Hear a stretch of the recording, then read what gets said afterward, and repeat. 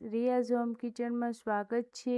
આજે તૈયાર કરીશું પાલક પરાઠા। પાલક છે તે સ્વાસ્થ્ય માટે ખૂબ જ હેલ્ધીફુલ હોય છે અને યુનિક રીતે પાલક પરાઠાની રેસીપી લઈને આવી છું। તે પહેલા મારી ચેનલને લાઈક કરી આપો, ફેમિલીમાં શેર કરી આપો અને સાથે સાથે સબસ્ક્રાઇબ કરી આપો, જેથી વિડીયોની નોટિફિકેશન છે તે જલ્દીથી જલ્દી મળી શકે। તો હવે ચાલુ કરીશું પાલક પરાઠાની રેસીપી। તો પાલક લીધી છે, તેને પાણીમાં ધોઈને તૈયાર કરી લીધા બાદ તેને કટિંગ કરી લઈશું। કટિંગ થઈ ગયા બાદ હવે લોટ બાંધીને તૈયાર કરવાનો છે। તેના માટે ઘઉંનો લોટ લીધો છે।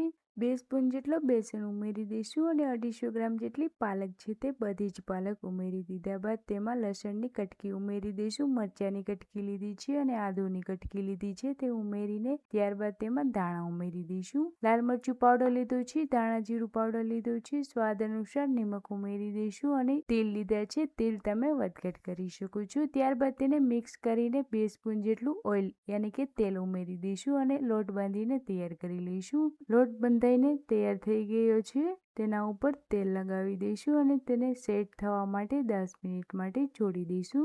10 મિનિટ બાદ ફરીથી ચેક કરી લઈશું અને તેમાંથી એક લુવો તૈયાર કરીશું। લુવાને આંતરડી ઉપર અટામણ આપીને સ્મોલ સાઇઝમાં વણી લઈશું અને તેના ઉપર તેલથી ગ્રીસ કરી લઈશું। ગ્રીસ થઈ ગયા બાદ તેને પેટર્ન આપી દઈશું ત્રિકોણ આકારની। તમે કોઈ પણ પેટર્નમાં બનાવીને તૈયાર કરી શકો છો અને ફરીથી અટામણ આપીને તેને ત્રિકોણ આકારમાં વણીને તૈયાર કરી લીધું છે। તૈયાર થઈ ગયા બાદ તેને હવે તવી ઉપર શેકી લઈશું। તવીને ગ્રીસ કરી લીધા બાદ તેમાં ઉમેરી દઈશું અને ગેસની લો ફ્લેમ ઉપર શેકીને તૈયાર કરવાનું છે।